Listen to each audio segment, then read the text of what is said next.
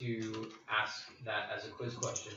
If you are not necessarily just testing your colleagues, but you guys are presumably the next generation of psychologists and neuroscientists and scientists more broadly, which means inherently that you'll probably be standing here teaching more people like you. So when you're asking your students some poignant questions to tap the keg of their knowledge, would you ask them who Carl Ashley is, or would you add some flavor to that question? Yes. Ask them what led to his idea of big word, but yeah, potentiality. Yeah. Yes, that's definitely a better way to phrase that question. It's not just who is he, but what led to his theory. Or an even better way is don't give them a freebie of equipotentiality in the question title, but ask who's Carl Ashley and what were some of his models or theories or ideas or what did he contribute to our historical understanding or the progression of the field, right? And you can ask what the engram was. Ah, indeed, yeah.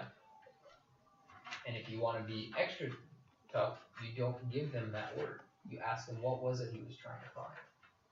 But you're right, the engram works perfectly well too. What are some other questions that you might ask your students in the future if you had to see the extent to which they have comfortability and competency with the material that they've been studying in the last year and a half or so? Name the two main types of neurons. Very good idea. Yeah. What are the two main types of neurons? Anybody have ideas? I just remember. Yeah, big categories of neurons, right? Oh, is it presynaptic? Oh, and correct me if I'm wrong. This is a good exercise actually. So, kinds of neurons, right? There's lots of different ways that can be interpreted.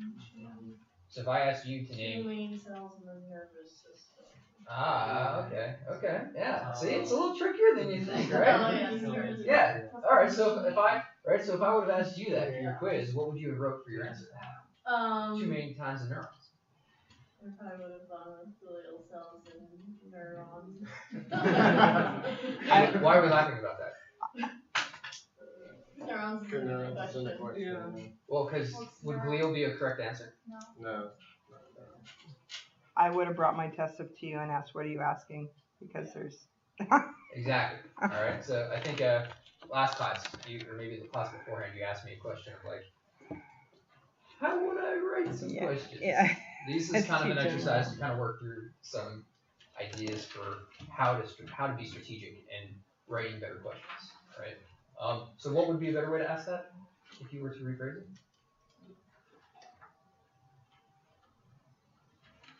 So the answer you're looking for is neurons and glia, right? Yeah. So you could say, you can make the question super broad the way we introduced it. What are two types of cells, two main categories of cells in the central nervous system or in the brain, right? That keeps it super generic and also keeps you sort of semantically accurate. Okay, what's another question that you guys might have recommended? Yes. What's the central dogma of biology? Yes, what's the central dogma of biology? What would be an answer for that? The DNA and then transcription to RNA and then translation to proteins. Exactly. Core element of, and no pun intended, the backbone of biology. And it's the pun because they call it the backbone of DNA and all that. So yeah, really good, big issue that we covered, right? That would be kind of core or fundamental to someone's understanding of some of these elements in the field. So a good thing to ask people about. What are some other things that you might ask your students or colleagues about? What type of neuron lies both in the peripheral nervous system and outside the peripheral nervous system? What kind of neuron does what? Lies in both areas. Is in both the central and peripheral nervous system. Okay, and what would be some answers? Is that? What would be a candidate answer that you'd be looking for that they would use? Something like, I guess that there's some motor neurons, like the cell body will lie in, like what's it called, the CNS or the central nervous system, and then its axons will actually be in the peripheral nervous system. Yeah, although I would say that the question, if I was a student taking that test, I'd say that's a tricky question because it makes it sound like they're, not that they cross both the central and peripheral nervous system, but that they reside in both. And I mean, It's been ambiguous. yeah, so I would just be careful about doing your colleagues a favor and making sure that we make sure that the questions are as crystal clear as you can. So basically come up with your question, come up with your answer, and come back and revisit it when you're preparing it for like the quizzes. Revisit it with the attitude of, if I was completely dumb and I had no idea what is even being talked about, would I be able to provide an answer? Would I understand what the question's asking? Right? Because we come into these questions, right, with a lot of our own biases, of our own experiences, right? We know what we're talking about. Like, we know what you mean when you say in crosses or in both central and peripheral. But sometimes it's helpful if we can kind of place ourselves in the shoes of other people who might not kind of, like you know what you're getting at. You know what you're expecting from the students or from the other people. But sometimes not everybody has that same vantage point. So it can be helpful to write the questions that will do that. And if all of your colleagues do that, it'll help you to answer it. All right, one more. Anybody else? Yes, sir. Where are neurotransmitters located before they're released? Good question. Remind your name. Kyle. Kyle. All right, great job, Kyle. So where are neurotransmitters located before they're released, and what would be a candidate answer? Postsynaptics. I'm sorry. I was gonna say post-synaptic, but that's like the axon. So. Postsynaptic would be the dendrite, and he's asking for before. Oh, the pre. release. Sorry. Yeah. Presynaptic. So yeah, that's the axon. Okay, so the axon is a generic way of saying yes, that's where they're located, right? Mhm. Kyle, is that what you were looking for in an answer? I had synaptic vesicle. Yeah. Okay, so how would that question need to be tailored up or tightened up just a little bit so that you could get the answer you're looking for and not have someone also have a correct answer of saying in the axon terminal? Yeah. Because that, you're technically right? How might you? Where do they originate? Maybe where they stored. I think if you ask where are they stored, I think it suggests some sort of a container or a capsule or something as opposed to just the anatomical location in the cell, which would be the axon terminal, futon, right? Alright, is this a little helpful exercise? Alright, cool. Any questions from last class? It's not as easy to think about questions to ask, is it? As you might think. So have mercy on your teachers and your instructors as you go through the next couple semesters, and you might get a bad question here and there, because they're tough to actually get right, as you guys are seeing. And another strategy, if you guys are thinking about it, at least a strategy that I find can be helpful, is to not think about a question so much, but think about an answer, kind of take the Jeopardy approach. And that's why I asked, what are you trying to get your students to produce as an answer? And think about that, and then just work backwards and think, well, what's a really good way to ask a question to see if they know about this? Does that make sense? Okay. Just a little tidbits. Might not work for you, but that's what kind of works for me. Okay, so today we're going to continue with what we were doing for. Yes, ma'am. Were we supposed to upload these questions somewhere? Nope, not today. Oh, okay. I will send that link probably in the next couple days.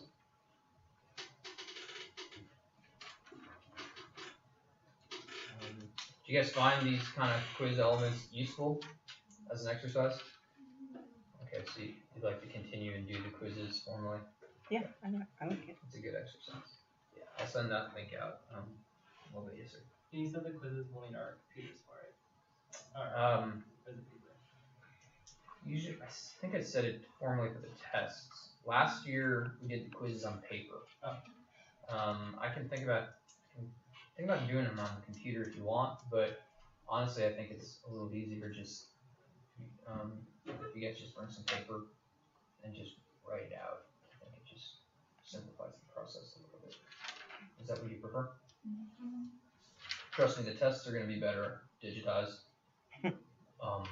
If you haven't had them, then just trust me. If you guys had them digitized, then perhaps you'll already know that they work a lot better that way.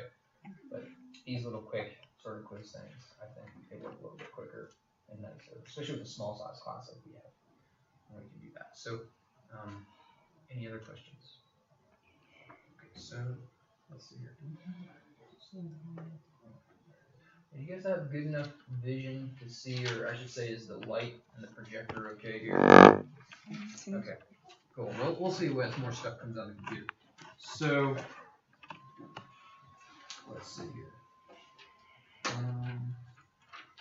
Let's talk about some elements of the nervous system, okay? And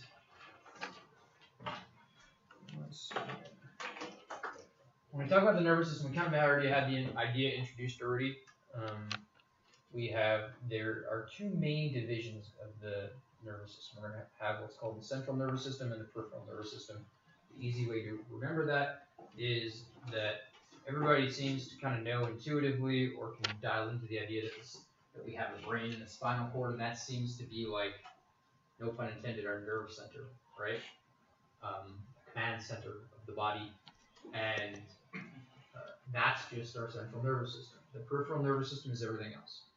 So if it's in your arms, or if it's in your legs, or your stomach, or your belly, or your butt, or whatever other part of your body it is that's feeling or moving, then it's probably the peripheral nervous system. Okay? So it's pretty simple. And we'll start at this gross level of anatomy, and then we'll move into the more fine-grained elements. So we're just going to spend a lot of time today, and I'm going to try to go quickly, but I'm also going to try to do it in a slow enough way to where we're not blowing through it too quick. But a lot of this is just an introduction of terms. Hopefully, this is not the first time you've experienced these terms. You've caught up with them in the reading and stuff like that. Therefore, I can move at a relatively good pace because it's not your first date. Sound good? Material? Okay. So we basically have a couple different things that you'll see through the rest of the course that will refer to different structures and elements of the nervous system. So we'll have things called nuclei and tracts. Okay. So these are basically referring to groups of neurons or groups of axons. Okay. So if you have a bunch of nuclei together, okay, or a bunch of neurons together, they're also called nuclei. Tracts more or less refer to axons. Okay. You can have big tracts, small tracts, but that's basically inside the central nervous system. If you're in the peripheral nervous system, you can have the same stuff, and they're called different things. And I know it's kind of annoying or confusing at times, but it'll become intuitive, like a language, the more that you practice and speak it and listen to it from other people, and you'll just start to integrate it. So in the peripheral nervous system, we can have a collection of neurons also, but we call them ganglia. Okay? In the peripheral nervous system, we can also have a collection of axons together, which is basically like a bundle of wires, right? But instead of calling them tracts, as we did in the central nervous system, we now call them nerves. Okay? So you'll see a lot of these words used, and you'll find some frustration when there's the occasional exception. Because that's just the way it is. You'll see things like the basal ganglia deep inside the brain. And you're like, wait a minute, ganglia? That's not supposed to be there. And you realize that we did not come up with a naming nomenclature for the brain in a systematic fashion. So think about our historical conversation in the last couple of weeks, right? We had hodgepodges of random crazy scientist guys from all over Western Europe and America and the Mediterranean over thousands of years, hodgepodging these different names and words together from different languages and Latin and everything else. There was no systematic organization of this, and you just get this unsystematic exception to that. So anyways, we have that. Some basic terms. Let's see here. When we talk about the peripheral nervous system, this is that everything else, right? So in blue is our central nervous system. In yellow here is the everything else elements, right? The peripheral nervous system. Remember I said your arms, your legs, your butt, your feet, your toes, your fingers, everything else. Okay? And so within the peripheral nervous system, particularly this yellow colored area, by the way, are the lights okay for you? Yeah? Okay. So when we have that, we'll see we have basically motor neurons and sensory neurons, or nerves as it is. So these are big categories that we can classify the functional characteristics of these structural elements. So the structural elements is of course the nerves. We can categorize them by what do they do, right? What's their function?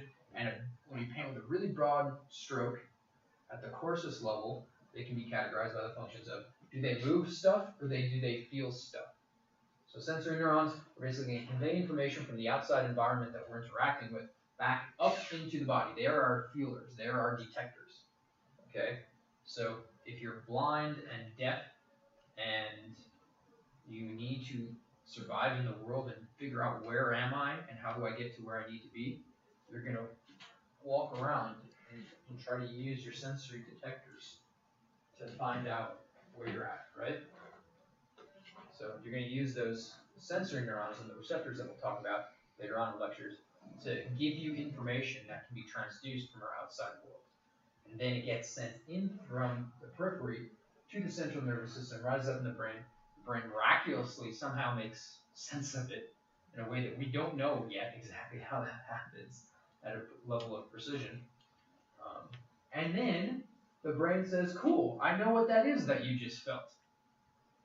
That's either a really bad thing or maybe it's a really good thing. All right? And either way, you either have to move closer to it or you have to move away. And in order to do that, you need motor action.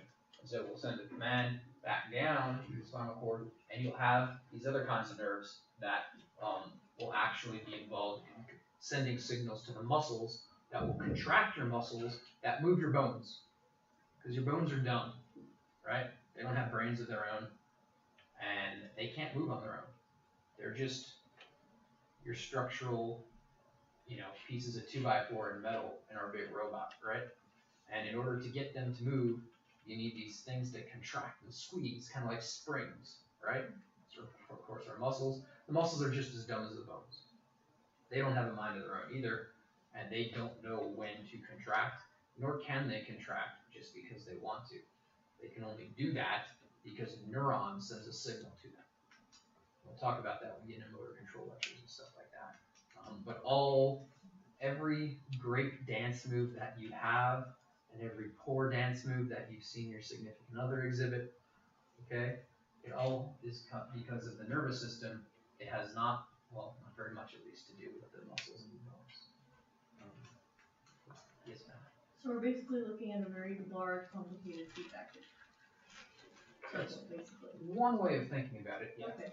One way of thinking about it. And as you can imagine, it gets nuanced. Yeah. Just general big picture. Big picture, yeah. And we'll start to get slowly more refined and specialized each step along the way. So within the peripheral nervous system, we can categorize it based on some other features. Okay? So we can basically categorize what we call the somatic nervous system and the autonomic nervous system. Okay, so again, we're just talking about the peripheral nervous system right now. Okay, and we're going to see some slides that basically says the same thing in several different ways, because I find it confusing when I first started learning about it, and I found that looking at it in different ways helps to make sense of the same thing. So this is a very nice schematic, and this is really just saying what we're going to be talking about. All right, this nice little tree diagram. You have the nervous system. We split to central and peripheral. Okay, on the central side, we already know that we can split between the brain and the spinal cord. Okay, now the peripheral side, we're talking at this level about the split between somatic and autonomic. Okay, so the somatic nervous system, okay, that's basically going to allow us to sense and react to the environment, both motor and sensory neurons, as well as our skeletal stuff. The autonomic are connecting to, we call the visceral organs. Okay, so your guts, and the stuff that you're not really feeling all that much, what you might think of as your smooth muscle, okay, glands, your heart, other organs, okay?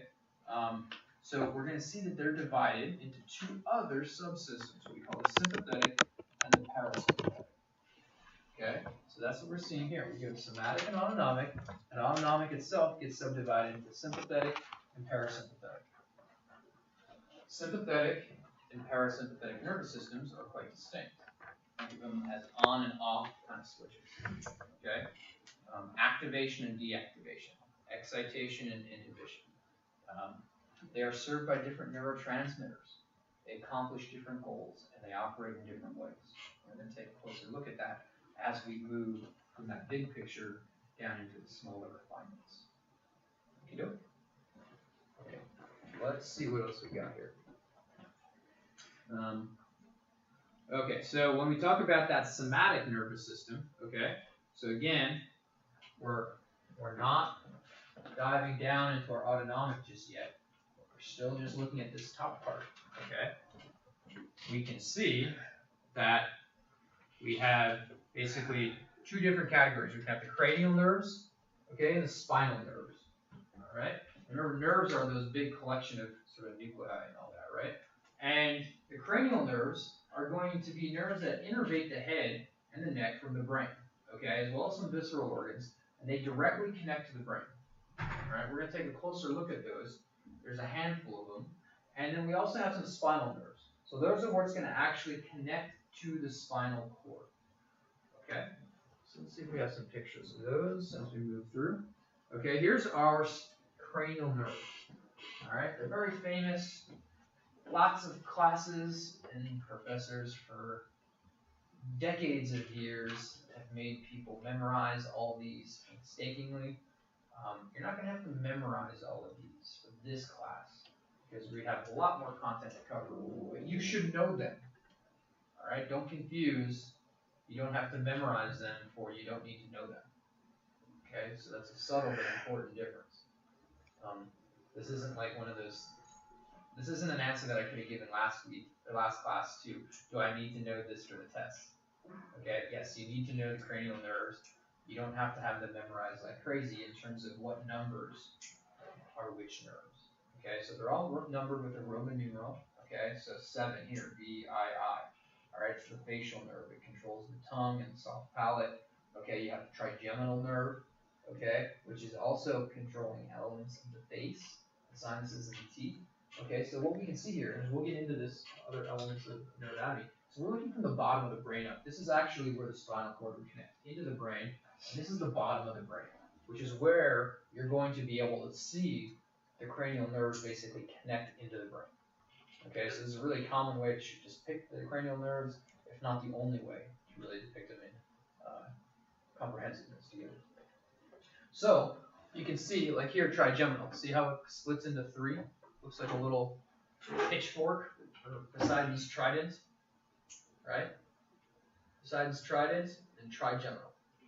See? 1, 2, 3. And everything is bilateral. So there's a trident here for the trigeminal, and a trident here for the trigeminal. 1, 2, 3. It would just look really crazy and confusing if you took all this and threw it all on this side too on the same picture. And then you guys would look at me and go, oh my God, just make it stop. Right? Okay, so this is actually a simple way of looking at this picture, even though you might not believe me that. Right. So again, so just as an example, trigeminal, you're going to control these elements, face, sinuses, teeth. Sometimes if you might have a toothache, that pain might be being communicated to the trigeminal nerve. Things. We can also see other elements that we'll look at more carefully in this class. Nerves related to smelling, the olfactory nerve, okay? Olfactory smell. Cranial nerve number 1. Cranial nerve number 2, in relation to vision, the optic nerve, okay? Later on, we'll see that we have this cross here. We have the optic nerves coming in from each side, and they cross. So if any of you guys remember your classes in Greek language, which I'm sure you guys all have on the top of your head, chiasm is the Greek word for cross. So we call that the optic chiasm, where the optic nerves cross. Okay. We have ocular motor nerves. Okay, 3rd, 4th, 5th. or actually not the 5th, but the 6th, trochlear and abducens nerves, okay? These are all going to be 1, 2, and 3, and they're going to control these tiny little muscles that allow your eyes to move. Alright? These are the muscles that allow you to roll your eyes at your significant other when they say something that you don't quite find credible, or pay attention to telephone poles while you're passing by on a train and looking out the window. You have to you're moving your head back and forth, but you're keeping your eyes straight. These are all these little muscles that are controlled by those nerves. So the point is we have lots of them. Vagus nerve is a very popular one that a lot of people are finding that if you have stimulation of, that can be a possible therapeutic treatment for lots of things, ranging from PTSD to fear conditioned memory and all sorts of other elements. The vagus nerve is also what our friend Ivan Pavlov stimulated to identify classical conditioning in Pavlov's dogs. You guys remember Pavlov's dogs? Ring the little bell, starts to slobber like a crazy dog that's hungry to eat some bacon. He was stimulating the vagus nerve. So very old school, famous nerve that's still being investigated today for a lot of therapeutic purposes, going back to the Russian physician Ivan Pavlov. Okay. Glossopharyngeal, vestibular, cochlear. Okay. All crazy long words you're going to get a little bit more familiar with. All right. We'll talk a lot about the vestibular cochlear nerve. Okay. That's what's going to transmit 2 different pieces of sensory information for us: hearing as well as our vestibular information, which is where we are in 3-dimensional space. Yes, sir. So with the cochlear implants they intend to people that are hard of hearing or deaf, would it be attached to that nerve? Sometimes there's different ways that they do cochlear implants, but one of the prominent ones is to have a little contraption that kind of mimics that cochlea. Yeah, and is able to stimulate different areas of it. Yeah. So anyways, the idea here is you don't have to memorize every single one of these, but be familiar with them. Know some of the key ones that we've identified that correspond to the topics that we've identified will be of interest to our class. You don't have to know all the numbers and all that kind of stuff, but you know some of the basic ideas and where they're going to connect and how that's going to work. Okay. And if you want to get fancy, there's really famous and easy little acronyms on the Google webs that people have used for decades and decades of classes of medical school and graduate school and undergraduate school that like put all these in a nice sequential way to remember. Like PEMDAS, was that for the solar system or something like that? Order of operations. Yeah. And there's one for, the solar system, ordering 9 pizzas or something like that, planets. So they have one, there's lots of them. I don't remember it off the top of my head because I have figures like this that I can rely upon, and I don't work with these in a direct fashion every day in my research capacity.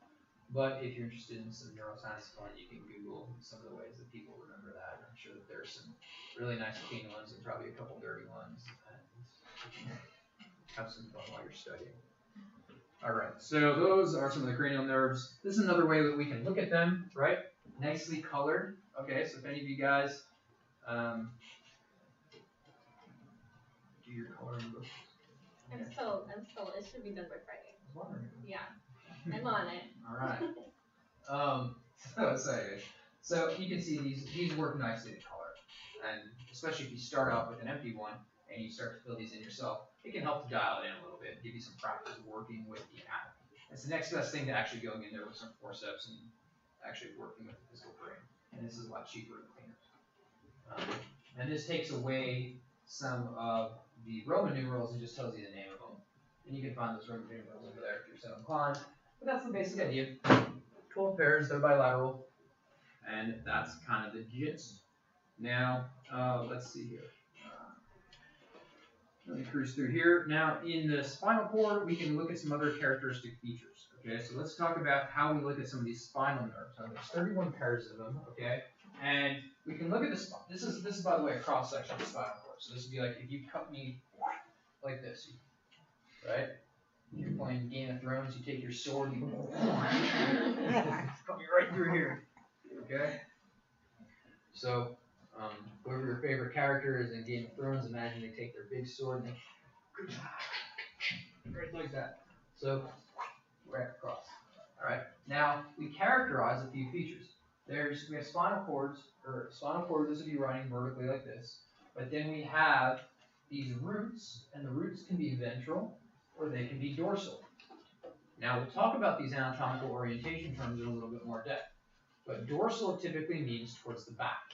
The way you can always remember that is dorsal fin of a dolphin. So you guys might not be old enough to remember that there was a movie one time long ago called Ace Ventura. Okay, so maybe your parents told you about him, but it's a really funny movie. It's probably, but actually, I don't know, people today might think it's really just stupid and cheesy, because it is, but it's also very funny. And he has to find, he's a pet detective, by the way, in Miami, and somebody stole Snowflake the dolphin from the Miami Dolphins, it's its mascot, and that's the whole like theme of the movie. He's chasing down these dolphin thieves, and he, at one point, because he's goofy and zany, pretends to be a dolphin trainer from Austria or Germany or something like that. And he goes through this whole theatrical thing about training the dolphin. And he talks about, do you have a dorsal fin? Okay, and so if you're ever wondering between dorsal and ventral anatomical orientation, just imagine this crazy zany Ace Ventura pretend German Austrian accent talking about a dorsal fin of the dolphin. Okay, and so the fin would be back here because it's dorsal. So you have roots, okay, which is basically where you're going to have these nerves connecting to the spinal cord, and these connections can be dorsal, they can be ventral, so you can have a ventral root and a dorsal root. Yeah? Yeah? Yeah. Okay, so you have the dorsal root and the ventral root.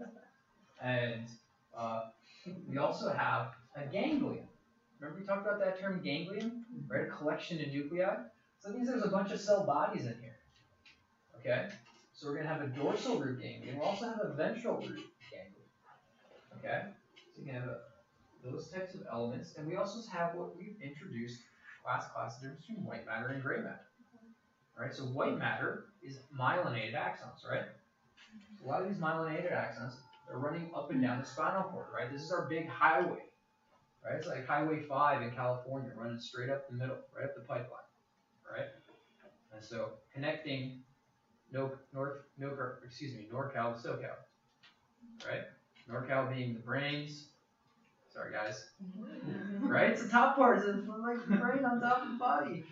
Right down here we're just the arms and legs in SoCal. Right? We get to have all the fun. Sure. Just an on-the-spot idea. Okay? But the point is, right, that's our big sort of longitudinal pathway. So you're going to have a lot of myelinated axons to convey that information. But we're also going to have cell bodies. And there's gray area. Okay, so this is our gray matter. Okay, and like you might have noticed, we have a sort of bilateral organization here. So you have basically a left hemisphere and a right hemisphere. And they're basically relatively symmetrical. There's of course always going to be differences, but for the most part, at the level of gross anatomy, which is kind of what we're talking about today, they're relatively symmetrical. Yet basically the same thing on the left side as the right, and we can categorize horns of the gray matter. Okay, so this is kind of, you think about it like a ram's horn. Okay, and this is just it's gross anatomy, right? Which means it's very generic. So just roll with me on the fact. They call it horns. It wasn't my idea. I didn't invent it, but that's what they're called, so that's what you need to know. All right? You can have basically the dorsal horn or the ventral horn. That's all. All right? Dorsal root, ventral root, dorsal horn, ventral horns, and that's kind of the idea. Now, as you can imagine, okay, we're going to have sensory information and motor information. So the motor information being carried down from the NorCal brains. Okay. The sensory information is coming up from the SoCal, very sensitive sensory neurons, right? Of course, we need to talk back and forth. It's all one big team. And so you're going to have essentially this kind of a basic organization, such that the dorsal root, okay, this is carrying our sensory information into the spinal cord. So let's say this is dorsal, right? So remember, if this was Game of Thrones and you guys chopped me in half, right? Where would I have to face right now to be consistent with the depiction on the screen? Turn that way. Keep going. You have to kind of be A little bit more. Right, no, stop. You went too far. face the screen. Right there. Actually, a little bit Right there. Yeah, Yeah, right there. So, okay, so these are bringing information in. So it's got to be coming in this way. Okay, so you have sensory information coming in through the dorsal root. Okay, in past the dorsal root, getting in through the dorsal root into the spinal cord. It's going to do stuff in here in terms of make some synaptic connections to other neurons. We'll talk about that in greater detail as we move along. But then when motor action has to happen, right? When that sensory information is coming in, somebody's got some feather and they're like tickling my hand, right? I can't keep a straight face. I'm gonna have to break character and laugh, and I want to take it back, right? So we need that motor signal to come out. That motor signal is going to come out through this ventral side. So the motor signal is going to come through this gray matter and be sent through the ventral root and out to the periphery. So you have this loop. The system comes in this way. Sometimes it goes up. Other times it does an immediate loop and sends a motor signal back. Sometimes it does both. It's a really simplified version of things, but it's a good way to start understanding it. Okay, now as we look at those cross sections, right, we can see that it's not